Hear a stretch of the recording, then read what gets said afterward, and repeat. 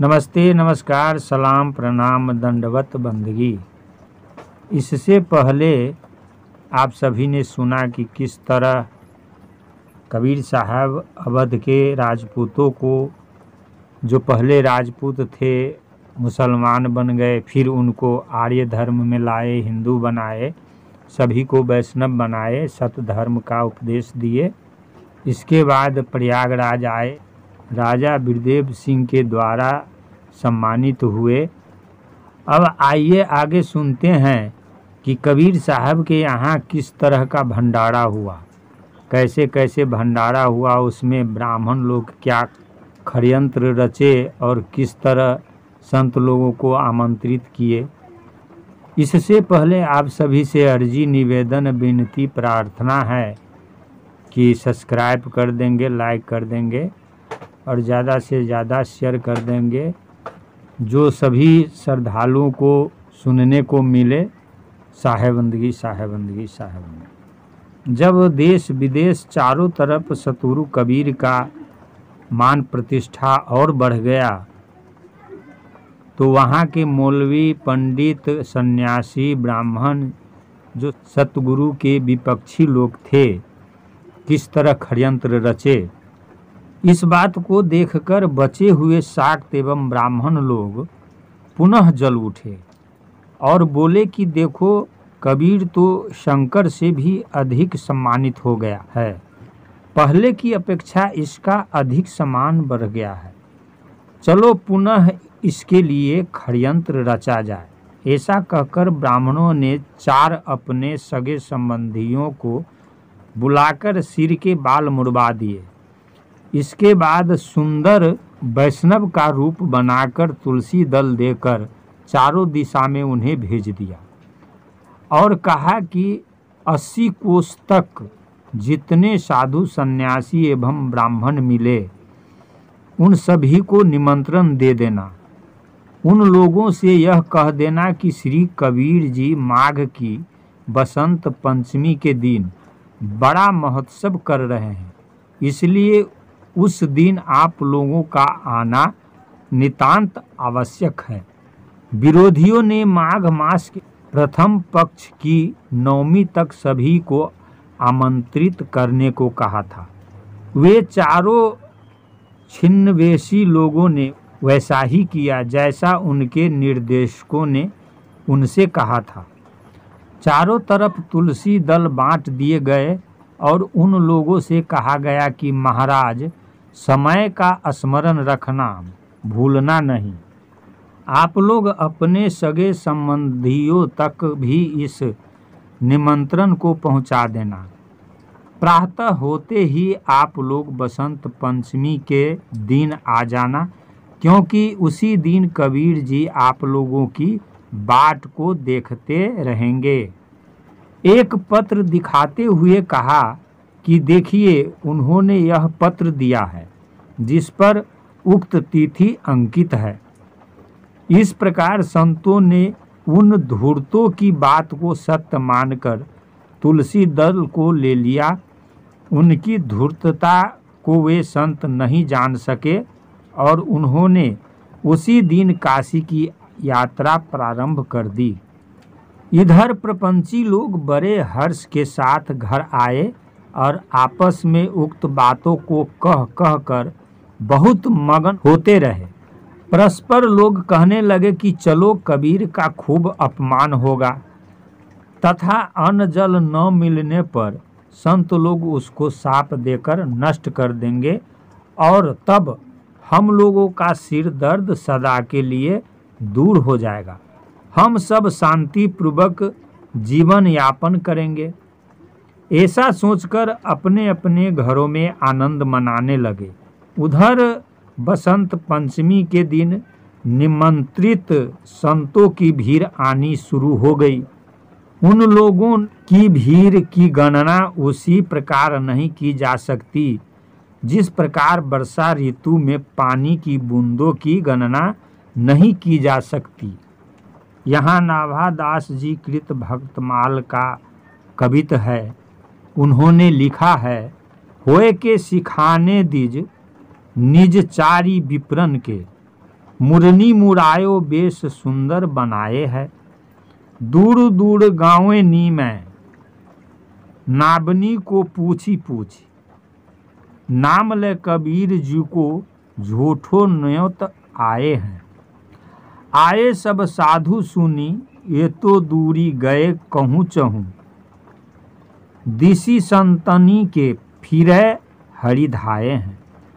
इन्हीं को रूप धरी न्यारी न्यारी ठौर बैठे। एक मिली गए नीके पोसी के रिझाए हैं। नाभादास कृत भक्तमाल का कवित है। दूसरा अनंत दास जी का परिचय से लिया गया। दीजो दल कबीर के नाऊ 80 कोस लग जितना गाँव। माघ मास पहले पखवाड़े नवमी के दिन चले सवारे। झूठो दल दिनों सब काहू बेगी बसंत पंचमी आहू। अनंत दास जी की परिचय से ली गई यह वाणी थी। विरोधियों ने उस भीड़ के व्यक्तियों की गणना करने के लिए कुछ ब्राह्मणों को नियुक्त किया था, परंतु अपार भीड़ होने से उस ब्राह्मणों ने गणना करना छोड़ दिया। तत्पश्चात आगंतुकों को वे लोग शिक्षा देने लगे कि कबीर के आश्रम पर इतनी सामग्री है कि 20 दिनों तक आप लोग रह सकते हैं। आगंतुकों ने पूछा कि कबीर जी का आश्रम कहाँ है। वे ब्राह्मण उनके आगे पीछे लगे रहे और बोले कि कबीर इस समय गंगा तट पर सत्संग कर रहे हैं। चलिए आप लोगों को उनके आश्रम तक हम लोग पहुंचा देते हैं। संत लोग उन ब्राह्मणों के साथ कबीर आश्रम निरुटीला कबीर चबूतरे पर आ गए। थोड़ी ही देर में कबीर आश्रम पर एक बड़ा मेला लग गया, जिसमें कई हजार लोग थे जिनको निमंत्रण मिला था। इस प्रकार संतों की अपार भीड़ को देखकर आश्रम के संतों ने उन लोगों से पूछा कि आप लोग इतनी संख्या में यहाँ किस लिए पधारे हैं।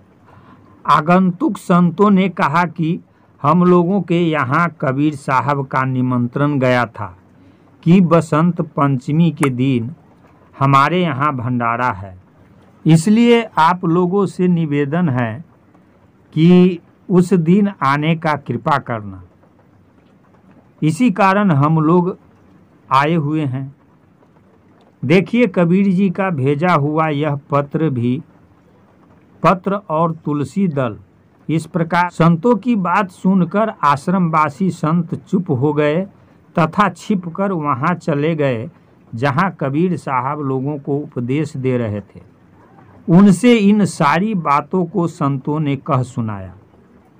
इस प्रकार आश्रमवासी संतों की बात को सुनकर सतगुरु कबीर मन ही मन समझ गए कि यह ब्राह्मणों का षड्यंत्र है। तत्पश्चात सतगुरु ने संतों से कहा कि तुम लोग जाओ और आए हुए उन सभी संतों से कह दो कि आप लोगों की सेवा में कबीर अभी उपस्थित हो रहे हैं। इस प्रकार साहब की आज्ञा पाकर संतों ने आकर साहब के उपयुक्त संदेश को उपस्थित भीड़ को सुना दिया। सभी लोग राम ध्वनि में लग गए। उधर कबीर साहब हरि चर्चा में लगे रहे। ऐसा जान पड़ता था कि उन्हें उस आगंतुक भीड़ का पता ही नहीं है। सतगुरु की इस विशुद्ध दशा को देखकर श्री मायापति भगवान केशव ने विचार किया कि कबीर के आश्रम पर अपार भीड़ उमड़ी हुई है और श्री कबीर जी परम तत्व में लीन है। चलो भीड़ को संभाला जाए।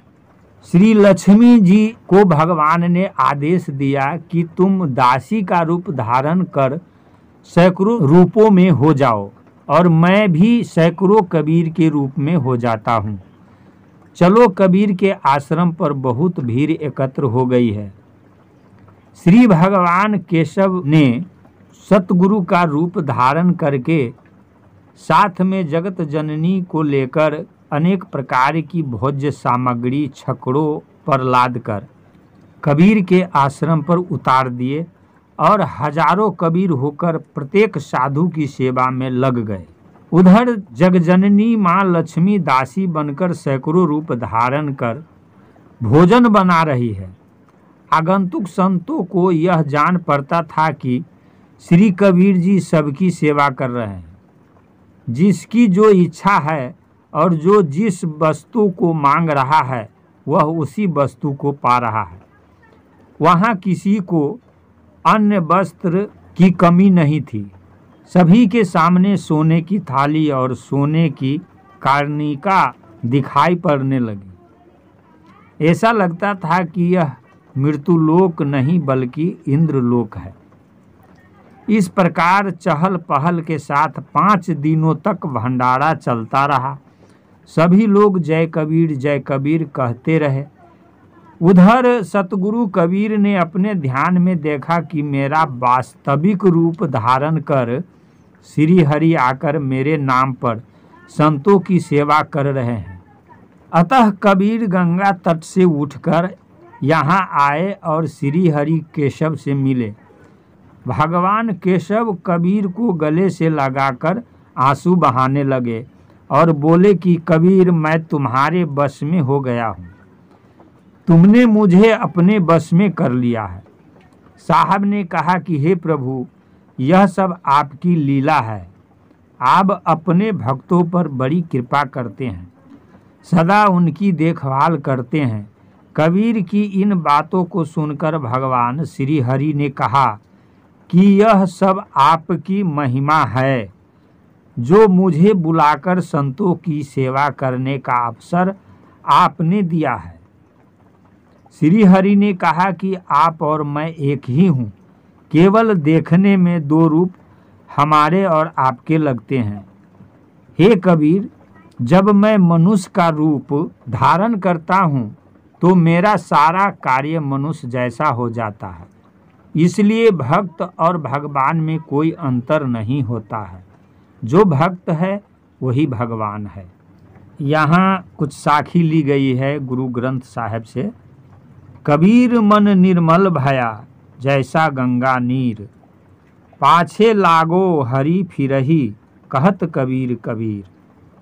ना कछु किया न कर सका, न करने योग्य शरीर, जो कुछ किया सो हरि किया भया कबीर कबीर। गुरु ग्रंथ साहिब से ली गई यह साखी थी साहेबंदगी। इस प्रकार भगवान श्री हरि और कबीर से अनेक प्रकार की ज्ञान चर्चा हुई, जिसको श्री गरीबदास जी महाराज ने विस्तार पूर्वक लिखा है। दोनों ने मिलकर संतों की विदाई की। जैसी संतों की इच्छा हुई वैसी ही वस्तु श्री हरि ने अपने ही हाथों से उन्हें दी। दक्षिणा प्राप्त कर संतों ने उद्घोष किया कि श्री कबीर जी की जय हो, श्री कबीर जी की जय हो। और इस प्रकार से स्तुति करते हुए संत मंडली आश्रम से विदा हुई और अपने अपने आश्रम को चली गई। नमस्ते, नमस्कार, सलाम, प्रणाम, दंडवत, बंदगी। अभी आपने सुना किस तरह कबीर साहब का भंडारा हुआ और उसमें ब्राह्मण लोग और सन्यासी मौलवी सब मिलकर किस तरह षड्यंत्र किए थे। फिर आगे मिलते हैं। साहेबंदगी, साहेबंदगी, साहेबंदगी।